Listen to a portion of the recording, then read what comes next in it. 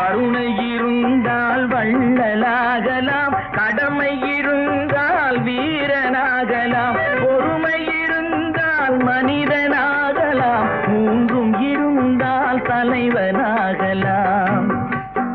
இந்த மூன்றும் இருந்தால் தலைவனாகலாம். நல்ல நல்ல பிள்ளைகளை நம்பி இந்த நாடே இருக்குது தம்பி.